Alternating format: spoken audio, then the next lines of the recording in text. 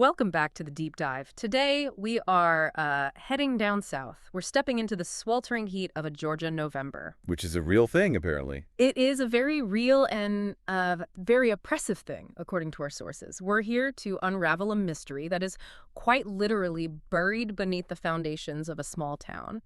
We are looking at a stack of materials all centered around the book The Spider Stone by Alex Archer. And it is a fascinating case study. It really is. It's a story that somehow manages to weave together the brutal history of the transatlantic slave trade, the high-stakes world of modern archaeological preservation, and, a touch of the supernatural. Right. And that last part really reframes how we look at artifacts. It challenges us to ask who actually owns history. Is it the people who lived it, or is it the people who happen to own the land it's buried under? That is the central tension here, isn't it? And when you say artifacts, we aren't just talking about, dusty pots in a museum display case. Not at all. We are talking about a legend that spans centuries, continents even. But before we get to the magic swords and the high-speed van chases, and trust me, we will get there, we need to set the scene. Okay. We are in Kirktown, Georgia, and the vibe is, well, it's not great. Not great is, putting it mildly, picture a city that's trying really hard to modernize, to gentrify, Yeah. but it's being held back by the physical weight of its own history. And the focal point is this old textile warehouse. Exactly. It's abandoned, it's rotting, the windows are shattered, a total eyesore, and it is slated for immediate demolition to make way for the Lark Shopping Center. The classic pave paradise and put up a parking lot scenario, of course. But the locals, they aren't having it. The source material describes an incredibly tense atmosphere. It's not just a quiet little picket line with a few signs. No, it's a mob. It's a mob. They're surrounding the building, pressing up against the police lines. You can feel the anger. And you have to add in the sensory details to really get it. You mentioned it before. It's hot, the air is thick, it's sticky. Depressive. And hovering right overhead, there's a news helicopter. The source makes a big deal about the sound. Oh, yeah. That chop, chop, chop of the rotors, it's just deafening. It's drowning out conversations on the ground. It's ramping up the adrenaline. It's a total powder keg waiting for a match. And the reason for all this protest, it isn't just nostalgia for some old brick building. It's what the construction workers found in the basement a few days earlier. Exactly. This wasn't a standard survey or anything. They were just, I think, checking for old gas mains in the basement. Right. Due diligence. And in the process, they break through this wall that looks like it's been there forever. And behind it, there's a tunnel. A hidden tunnel. A hidden tunnel leading to a secret furnace room that had been sealed up for, well, it turns out over a century. And inside that room, they found skeletons. 16 skeletons. 16 human beings. And their condition tells a very specific, very violent story. They weren't, laid to rest peacefully in some forgotten family cemetery. It's far from it. The description is harrowing. These bodies were scattered all over the floor as if they had been tossed by a massive concussive force. Like a blast. A blast. They were burned, blackened, and this is the key anomaly that creates the whole mystery, they were armed. Armed. In a slave-era basement in Georgia, I mean, that seems historically contradictory, to say the least. The laws of the time were all about preventing that. It's the ultimate taboo of the antebellum South. The slave codes were explicitly, brutally designed to prevent exactly this. Yet here we have 16 individuals holding makeshift weapons, hoe handles carved into clubs, old axes. Wow. So this wasn't a hiding spot for refugees trying to escape. It looks more like a command post, a war party. So our mission today is to unpack this whole thing. We need to figure out who these people were, how they ended up in that furnace room, and how a massacre in the mid-19th century connects all the way back to a legendary artifact from West Africa in 1755. It's a journey, for sure. It's going to take us from the slave markets on the African coast to the polished boardrooms of modern Atlanta, and finally to the rooftops of this very warehouse. It's about the persistence of memory. It is. The persistence of memory against people who desperately, desperately want to erase it. Okay, so let's start with the sources. We're pulling primarily from the Spider Stone, which gives us a really unique perspective because it alternates between these historical flashbacks and the modern-day investigation. Yeah, that narrative structure is so effective. It allows us to see the why behind the archaeological finds. What do you mean? Well, usually in archaeology, you find a bone or a piece of pottery, and you have to guess the story, right? You have to infer the emotion, the context. Here, we actually get to witness the history as it happens. So it's not inference, it's testimony. In a way, yeah. And that changes everything about how we interpret the evidence in the present. And leading the charge in the modern day is a character who is, oh, she's not your typical academic, Annja Creed. Annja is a very, very complex figure. On paper, she's a legitimate archaeologist. She has the degree from a top university. She has the field experience. She has this deep, genuine respect for history. She cares about the dirt. But to the public, To the public, she's a celebrity. she hosts a show called Chasing History's Monsters, which, let's be honest, sounds like something that airs on a cable channel at 2 in the morning. It is exactly that kind of show. It explores myths, cryptids, Bigfoot, that kind of thing. It gives her fame and it pays the bills, but it completely torpedoes her credibility in the serious academic world. Right. So when she arrives at the site in Kirktown, the crowd recognizes her instantly, but not for her research papers on ancient pottery shards. There is that funny, slightly cringy moment in the text where a young police officer, I think his name is Lewis, he asks if she's the one who posed for Maxim magazine. Right. And he's mistaking her for her co-host, Christy. You can just feel Anja's frustration boiling over in that moment. Oh, totally. She's standing at a site of mass death, trying to do serious forensic work, and she's being asked about a centerfold. She wants to be taken seriously as a scientist, but she's constantly dealing with the baggage of her pop culture fame. But despite that tabloid reputation, she is there at the request of Professor Noel Hallinger. He's the lead archaeologist on site. And Hallinger is the voice of traditional archaeology here. He's an older academic. He's completely overwhelmed. He's trying to manage the police, the politicians, the angry mob. He calls Annja specifically because he knows she has deep experience with West African culture and artifacts. He knows she's the real deal. He knows she's the real deal, even if she has a kind of silly TV show. He trusts her expertise. And she's going to need every ounce of that expertise because this site is a puzzle. But before we solve the mystery of the skeletons in 2006, we have to go back, way back, To the root of the trauma. to 1755, West Africa. The source material opens with a prologue that is it's gut-wrenching. We are following a boy named Johans. And we really need to spend some time here because this isn't just backstory. This is the emotional core of the entire deep dive. So tell us about Johans. Johans is 11 years old. And what stands out immediately, right from the first page, is that despite his age, he holds a title. He is a keeper of the ways of the people. That sounds like a heavy burden for a kid. What does that title actually entail in his culture? It is immense. In his culture, the Hausa people, the history wasn't written down in books or, stored on hard drives. It was memorized. It was an oral tradition. Everything, the triumphs, the tragedies, the lineage of the chiefs, the treaties with other villages, the agricultural knowledge, the myths, the songs, it was all stored in the minds of the keepers. So Johans wasn't just a boy. No. He was training to be the living library for his village. He was the backup drive for their entire civilization. And then the village is destroyed. The timing is just so cruel. Slavers attack during a feast. The book paints this picture of brutal contrast. One moment they're celebrating a successful hunt, their bellies are full for the first time in weeks, they're laughing, feeling safe, and the next, the world is on fire. Just like that. Just like that. They're in chains. Johannes' father is killed in the chaos. His mentor, the head keeper, a man named Hafiz, is killed. But before Hafiz dies, he gives Johans something. Yes. The artifact. The spider stone. This is the linchpin of the entire story. Now, when we say artifact, you shouldn't picture a crown jewel or some glittering gem. It's not the Hope Diamond? No. The spider stone isn't a diamond or a ruby. It's a simple, round stone, worn smooth by time and generations of handling.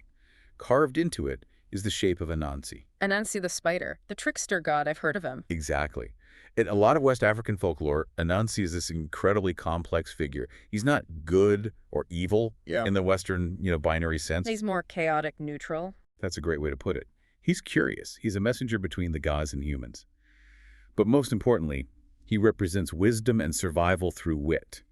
He is the small creature that outsmarts the lion and the leopard. Which is an incredibly powerful symbol for a people who are being overpowered physically. It is the ultimate symbol of resistance. And the stone itself, it represents a promise. The legend says that as long as the stone exists and is held by the people, the home of the Hausa people will not be scattered forever. So it's a metaphysical anchor? A metaphysical anchor. That's Yeah. perfect. As long as the stone survives, the people survive. Their identity survives. So Johans is now in this slave caravan marching toward the coast, toward the ships, and he is hiding this stone. He's surrounded by armed guards who will strip them of anything remotely valuable. And the way he hides it is, Hmm. it's an act of sheer desperate will. He swallows it. I can't even imagine. He's 11 years old. The text says they're starving, they're dehydrated, and he swallows a stone the size of a marble or maybe even larger. It's horrifying. There's a scene at a man-made watering hole that is just visceral to read. Johannes is so parched he can barely produce saliva. His throat is raw, but he forces himself to drink enough water to swallow the stone again. Again. Yeah, after drinking. He has to keep it hidden at all costs. He knows that if the slavers find it, they'll take it. Yeah. They won't know its true value, but they'd see it was carved, that it was important to him. They'd probably just throw it away. So he is literally internalizing his culture to protect it. He is turning his own body into a vault. That is the perfect way to visualize it. He becomes the living vessel for his people's history and their most sacred artifact. He has this sudden adult realization that his survival is no longer just about him, it's about the stone. If he dies, the stone is lost in the dirt, and the promise is broken forever. Now, there's a moment of false hope. The caravan is moving through the bush, and another group of armed men attacks the slavers. This is the tragic complexity of the era that the book portrays so well. The slavers are ambushed, yes. Johannes sees the chaos, the fighting, and he thinks, this is it. We are being rescued. That they're not? No. The new group, led by this scarred warrior, they aren't there to liberate them. They're just rival slavers. Or opportunists. The scarred warrior looks at the captured people, victorious, and tells them, I have stolen you. Now you belong to me. They are property to be seized, not people to be saved. They're still destined for the slave markets of Ildagori in the New World. That hope, just snatched away in an instant, it's devastating. And Johannes is left wondering if the power of the spider stone, Venanti's promise, can even work across an entire ocean. It's the cliffhanger of the past. Can this promise survive the Middle Passage? Can it survive the brutality of slavery in America? Does the God of the Earth still have power when you cross the water? Which brings us right back to 2006, Kirktown, Georgia. We have Annja and Hallinger standing in a basement looking at the brutal, violent end result of that journey. Let's look at the crime scene, because that is what this is. It is a 150-year-old crime scene. You mentioned the bodies were armed. Let's go deeper into that. Right. We touched on this, but we need to dig into the forensics here. Slaves in the antebellum South were, as we said, forbidden from owning weapons. It was one of the most strictly enforced rules. Yet here we have axes and hoe handles. But if you look closer at the handles, What about them? they've been carved. They have Hausa writing on them. So they're not just tools they grabbed in a panic. They've been modified, consecrated almost. That implies organization. It implies communication, a shared purpose. It implies an uprising, or at least, as Annja calls it, a war party. These men weren't cowering in the basement hoping to not be found. They were preparing to fight, or they were preparing to go somewhere. And the dating is very specific. They found coins in the debris, right? Yes, Liberty-braided hair halfpennies. The dates found were 1843, 1849, and 1852. So we can confidently say this massacre happened sometime in the early to mid-1850s. Which is a critical time historically. The tension between North and South is absolutely boiling over. The Underground Railroad is very active. But this feels different.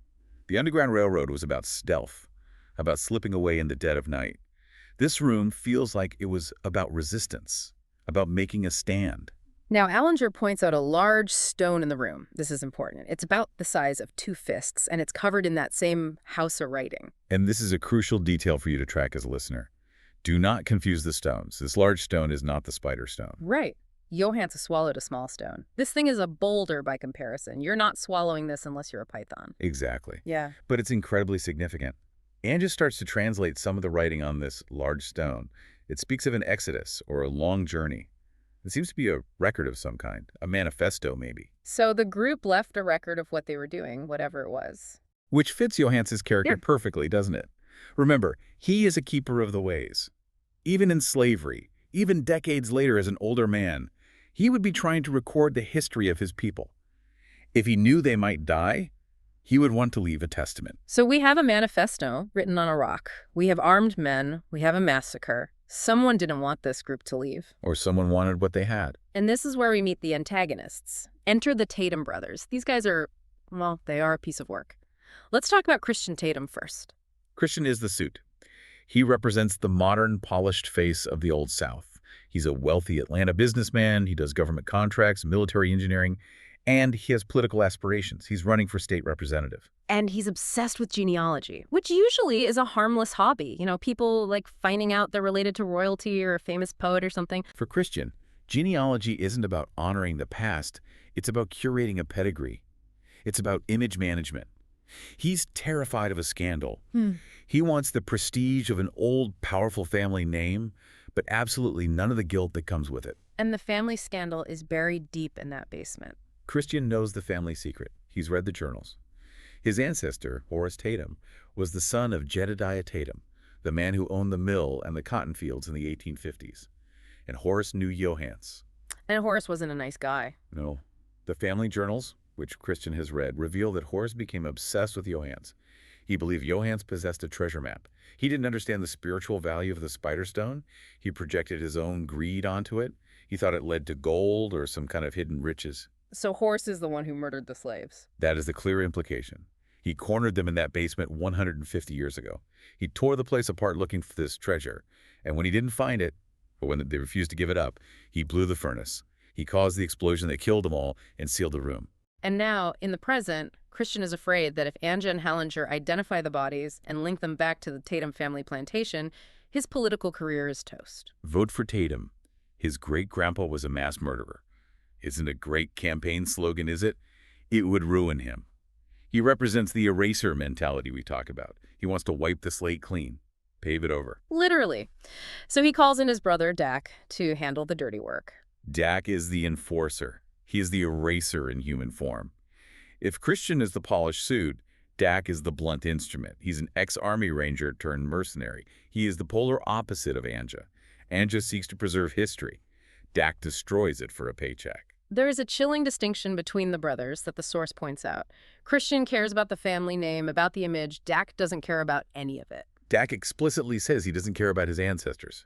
He doesn't even remember who Horace is, and he doesn't want to know. He lives entirely in the present violent moment. He is a pure nihilist. He just knows his brother is paying him a lot of money to clean up a mess. So Christian's mission for Dak is twofold.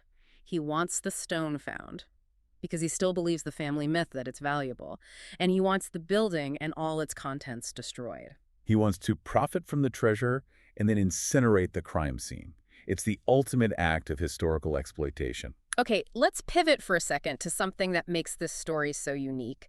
Because so far, we have a gritty historical mystery, a political thriller, but Annja isn't just fighting with a trowel and a brush. She has a sword. And not just any sword. The source material is very, very specific about this.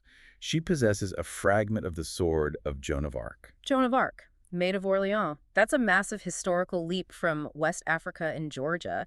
How does that even connect? It creates this fascinating bridge between warrior traditions.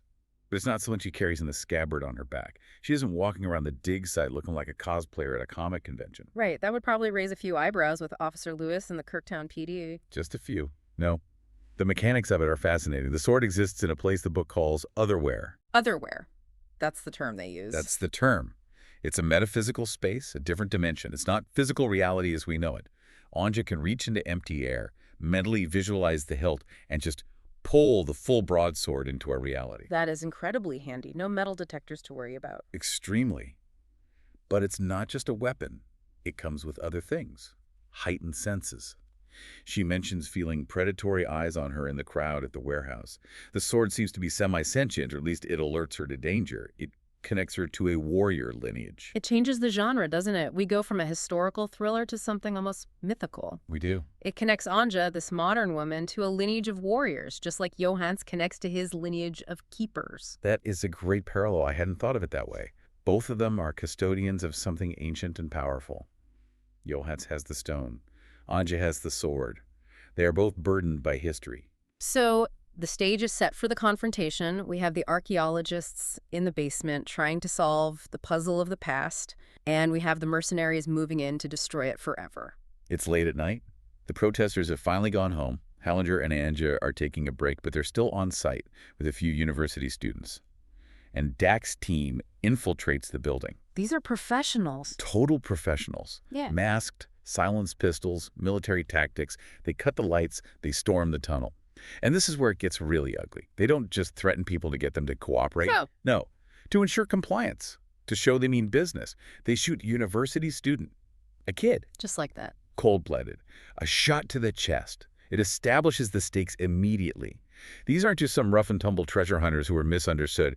They are killers. They are willing to murder a student just to make a point to Hallinger and Annja. And the leader, who we assume is Dak, he demands the spider stone. Now, you have to remember the confusion we talked about earlier, the two stones. Dak doesn't know what the spider stone actually looks like. He just knows the legend passed down in his family, a stone with writing on it. So Annja, under duress, points him to the furnace room. And he goes in, and he sees the large rock, the one the size of 2 fists, covered in Hausa script, the manifesto. Yeah, and he assumes that's it. Of course he does, because he can't read Hausa. He sees an old rock with foreign writing on it and thinks, jackpot, treasure map. Yeah, here. His ignorance is his undoing here. He lacks the cultural context to know he's looking at a history book, not a treasure. But he's still suspicious. He demands Annja's translation notes. Right. He takes her cassette recorder, which she was using to record her thoughts, and then he tries to force her to translate the whole stone right there on the spot. This is an incredibly high-pressure situation. You have a bleeding student on the floor, a gun in your face, and a mercenary demanding you translate an ancient language right now. And Annja handles it with incredible cool. She stalls. She tells him she hasn't finished the translation, that it's complex. She knows that if she gives him everything he wants, if she confirms, yes, this is the stone, and here's what it says, he has no reason to keep her or anyone else alive. She makes herself valuable by being the only one who can read it. But she can't stall forever. He grabs her. He decides to take her with him as insurance. He drags her up a rope ladder that his team set up, leading to the roof. The plan is to escape with the stone and blow the building. With the students and the body still inside. Exactly. They've rigged the whole place with C4 explosives. They are going to bring the entire warehouse down to cover their tracks. It's the eraser methodology at its absolute peak. Destroy the evidence, destroy the witnesses, destroy the history. So now Annja is on the roof. She's surrounded. The source says there's a sniper on a nearby building, there's Dak, and there's the demolition guy with the detonator pack strapped to his chest. This is the moment. She can't wait for the police. She can't talk her way out. She has to act. She reaches into otherwhere. I love this image. He just reaches into the dark night air. And pulls out a broadsword. The source describes it as inelegant, a tool designed for bloody work. It's not a shiny, polished fencing foil. It's a medieval weapon of war, and she swings it instantly. Not the man himself. No. She slices the straps of the detonator pack right off the guy's chest. It's a surgical strike. An incredibly precise surgical strike. She cuts the pack free before the guy can even react, kicks him hard across the roof, and with the pommel of the sword, she smashes the remote detonator. Building saved. Yeah. For now. Hmm. But now she's in a sword fight on a rooftop against trained mercenaries with machine guns. It is absolute chaos. Mm. But she uses the terrain, she uses the shadows. There is a great sequence where she drops into a horse stance, a traditional martial arts move, to ground herself, and she knocks out a guard with the flat of the blade. She doesn't kill him? No. The text specifically notes she tries to avoid killing if she can. She knocks him unconscious. Even in a fight for her life, she maintains a certain moral code, which is an interesting contrast to Dak. But the rest of the team is fleeing. They have the stone, or the stone they think is the treasure, and they are running for their getaway van. Annja pursues them across the rooftops. She is leaping between buildings. This is where her physical enhancements from the sword really show themselves. She's doing things she admits she couldn't do before. Superhuman jumps, perfect balance, almost flying. The thieves get to the van. The police are starting to arrive on the scene, and the mercs just open fire on them. It's a full-on shootout in the alley below. The police are pinned down. The van is about to get away. And Annja does something completely and utterly insane. She runs down a fire escape, sprints toward the moving van, and jumps. Onto the hood. Onto the hood, does a flip to get to the roof, and then she drives her sword through the metal roof of the van. Like a can opener. Trying to skewer the driver, she misses by inches. The driver, obviously panicking, slams the van into a brick wall to try and knock her off. And that is where our source material leaves us for now. Mid-action. Annja clinging to a battered van, sword in hand, the thieves escaping with the decoy stone, the warehouse still standing, and the mystery of the true spider stone still completely unsolved. Talk about a cliffhanger. It leaves you breathless. But it leaves us with so much to chew on. So much. Let's unpack the implications here. First and most obviously, the thieves have the wrong rock. They do. They have the historical record, the manifesto that Johannes or his descendants wrote. An important artifact for sure, but they don't have the artifact. They don't have the spider stone. So where is the real one? Well, let's apply some logic here. If Johannes followed the pattern he established back in Africa as a boy, if he was consistent in how he protected it, He would have swallowed it again. right, if he was in that basement, preparing for a fight, knowing he might die, he would have secured the stone the only way he knew how, the most secure place there was. Oh. Oh, wow. So if he died in that furnace room and his body was burned and then decomposed over 150 years, The stone is still there. it is likely sitting in the dirt of that furnace room floor, completely overlooked by the archaeologists and the thieves because it just looks like a pebble. That is the poetic irony, isn't it? Hmm. The erasers took the big, flashy object, the thing that looked important. But the real power, the real promise of Anansi, is still hidden in plain sight, waiting for a learner to find it. It reinforces the central theme of the book. True value isn't in the size of the monument, it's in the memory it holds. The Tatum brothers want to destroy the building to hide the truth. The slaves left a record on a rock to preserve the truth. And the spider stone itself is a promise of survival against all odds. It tells us that you can kill the person, but it is much, much harder to kill the idea. The stone represents the idea of home, of identity. I also want to touch on the interaction between Annja and the history itself. She feels the ghosts of that place, in a way. She absolutely does. Hallinger mentions earlier in the text that archaeology is about connecting people across time. Annja takes that literally. She is fighting for those 16 people in the basement. They can't fight for themselves anymore. In that moment on the roof, she becomes their champion, their avenger. And Christian Tatum represents the absolute opposite of that. He's actively trying to sanitize his lineage. Which is such a modern problem. We see it all the time. The desire to disconnect from the ugly parts of history to preserve a modern reputation or brand. Christian is willing to kill living students to protect the reputation of a long-dead, murderous ancestor. It shows a completely warped set of moral priorities. It's the sins of the father concept taken to a murderous extreme. He thinks he can just edit reality like a press release. And Dak is the perfect instrument for that because he has no connection to the past at all. He's a mercenary in every sense of the word. He has sold his allegiance to the highest bidder, just like those rival slavers back in 1755 sold Johannes. Ooh, I didn't catch that parallel earlier. That's good. The scarred warrior in 1755 who looked at them and said, "I have stolen you," is just an earlier version of Dak Tatum. Exactly. History repeating itself. Predators preying on the vulnerable for profit. And in the middle of it all, you have the keepers. Johannes then, Annja now. Trying to hold on to the story, trying to keep the chain unbroken. Trying to keep the promise alive. So what does this all mean for us? Why does a story about a magic sword and a 150-year-old massacre matter today?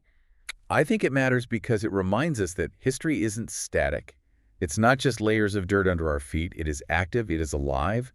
The decisions made in 1755, Johannes swallowing that stone, created a chain of events that is literally exploding in 2006. We are living in the aftershocks of the past. Always. And we have a choice. We can be like Hallinger and Annja, trying to piece it together and understand it, even when it's painful, even when it reveals monsters in our own backyard. Or we can be like the Tatums, trying to blow it up and hide it under a shopping mall. And I think the story argues pretty strongly that trying to blow it up just doesn't work in the long run. The truth has a way of surfacing. Usually with a sword in hand. Or at least with a very determined archaeologist who won't give up. Sometimes literally, yeah. But metaphorical swords work too. The other thing to consider is the nature of the artifact itself. The spider stone isn't a weapon. It's not a power source. It doesn't shoot lasers or grant wishes. It's a story. It's a symbol of identity. As long as the stone exists, the home survives. In a way, that is what culture is, isn't it? It's the things we carry with us internally sometimes when everything else is taken away. Johannes lost his village, his parents, his freedom. But he kept the stone. He kept the identity. He kept the promise. And even in that basement, facing certain death, those men took the time to carve their story into a rock. They refused to be erased. That is the ultimate act of defiance. To leave a record. To say, we were here. This happened. We mattered. So, as we wrap up this deep dive, we are left with a bit of a mystery. Annja is on the chase. The bad guys have the decoy. The real stone is likely still in the dirt. And the building is safe for now. The detonator is destroyed. Which means the bodies can be studied. The truth about Horace Tatum and the massacre will come out. Christian's plan failed. the moment Annja cut that strap. The evidence remains. He can't hide the bones now. The story will be told. It really makes you wonder what else is buried under our feet, doesn't it? Every town has a Kirktown warehouse. Every family has a closet with some skeletons. Maybe not literal ones, hopefully. But stories that have been silenced. Narratives that didn't make it into the official history books. Exactly. It invites you, the listener, to look at your own local history a little differently. That abandoned building on the corner of your street, what happened there? Who lived there? What stories did they leave behind? And if you find a weirdly smooth stone in your backyard, maybe don't swallow it. Good advice. Definitely hand it to a professional. Don't pull a Johansson unless you absolutely have to. Unless you have a magic sword from Joan of Arc. Then you can probably do whatever you want. I suppose that is the exception to the rule. If you can pull a sword from otherwhere, I'm not going to be the one to tell you what to do. This has been a wild ride through the Spider Stone.